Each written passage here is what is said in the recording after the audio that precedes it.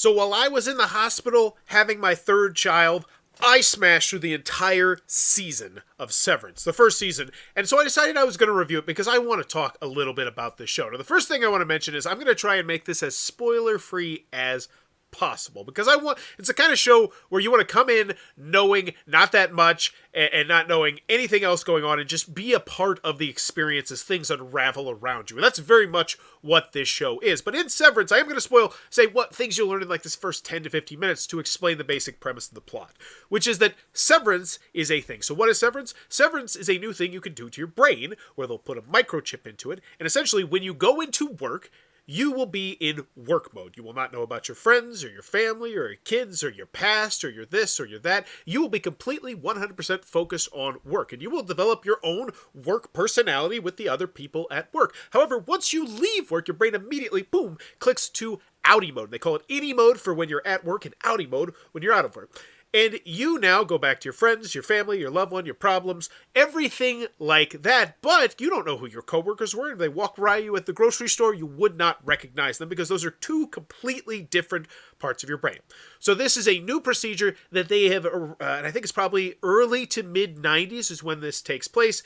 And Adam Scott is our main character, a.k.a. Mark. And he is fantastic in this. I absolutely adore him in Step Brothers, and then The Secret Life of Walter Mitty. But then he had another TV show that I want to give a shout out to that's really spectacular, where he's like a wedding planner cooker, and it's really good. Go check out his IMDb. Go check out that show. It's a fantastically funny show. But he is really impressive in this because this is by no means a comedy. This is most definitely a drama with some dark comedy mixed in. And when the dark comedy hits, it hits pretty good. It comes out of left field sometime.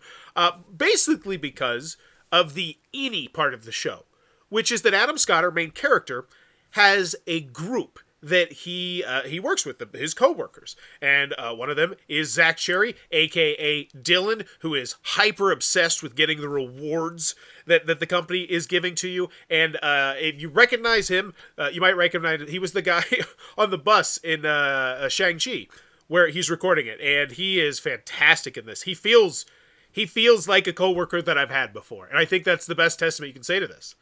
Because that really is what keeps this show afloat at its core, is just the dynamics between these four coworkers with Mark and Dylan, who we've talked about, and then Heliar, who is the new employee, and she is also really, really good. And that's one thing I do want to stress about why I enjoy the show so much, is that I felt like the actors did a fantastic job, especially the core. There's like 4 or 5 that just crushed it, and they are really tasked with playing very different characters at the drop of a hat, quite literally, because your innie and your outie are very different and diverse people. You know, your outie might have lots of problems in your marriage or with your kids or with this or with that or with drugs or addiction. But as soon as you get to work, it's like, oh, it's just work. It's 100% focused on work. But then that also brings its own separate set of issues. But then obviously where the story really gets good is when the outies start trying to go innie and the innies start trying to go outie. And that's really where this show kind of unfolds itself. Because they all work for this big, bad company. You know, think of Amazon did everything, which they kind of do. Think of Amazon and Walmart decided to come together. Just say, all right, we're going to merge together. That would essentially be the company that they work for. And even the work they do is encrypted. They don't actually know what work they do. And that's the most interesting part of this. And one of the stars of the show that's not an actor or an actress is the building itself. It looks like an 80s or 90s office, but spread out times 1,000. There's long, sprawling hallways. And I gotta give huge shout-outs to the director, Ben Stiller, because I want to see a supercut of just all the people walking down long, white hallways, because there is tons and tons of this. But it all lands. I'm just constantly... And the basic premise of the show is you just never know what's going to happen. It just slowly unfolds around you, and you're living through the characters, and they do it so well. But I want to keep shouting out the actors, because really, and the actresses.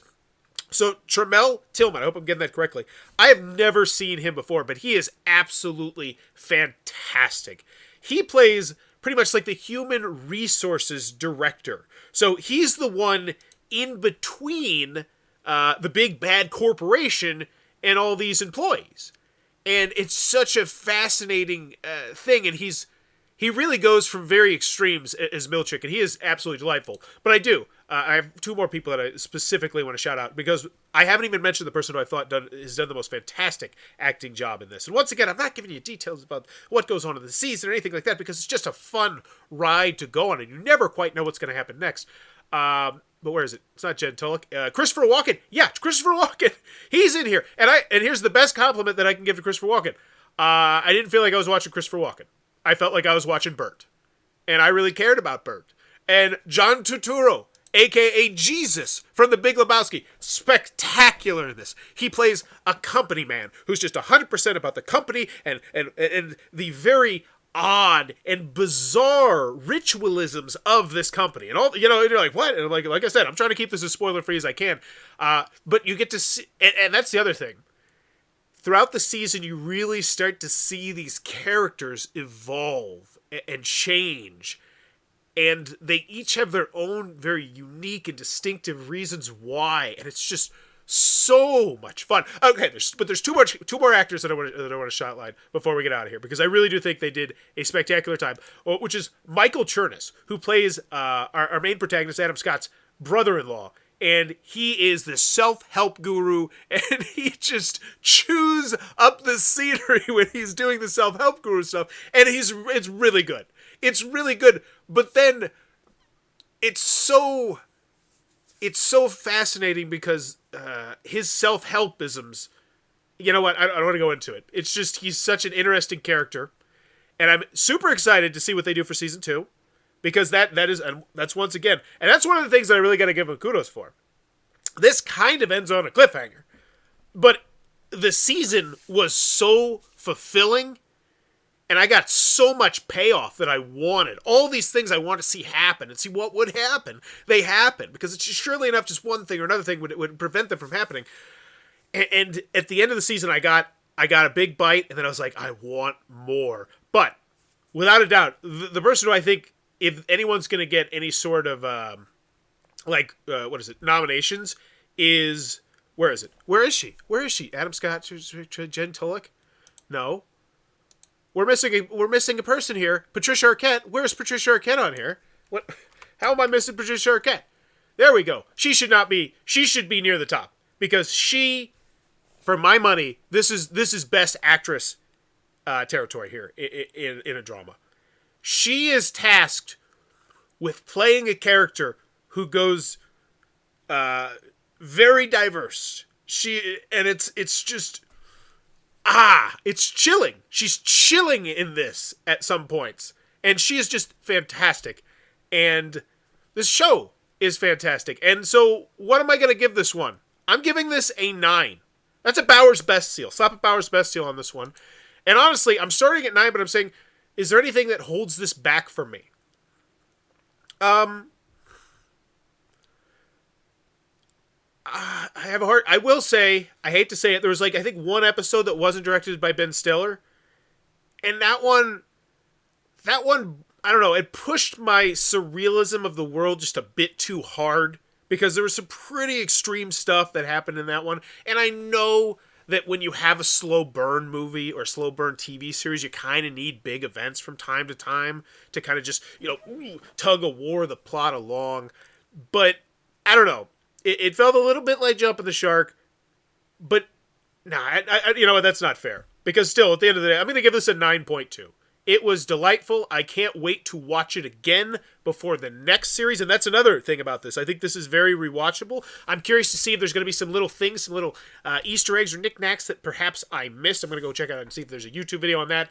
But, so Ben did 6, and then Aofi did 3. So never mind. Maybe it was just that one. So I misspoke on that. I do apologize. Still, 9.2 on Severance. I thought it was fantastic.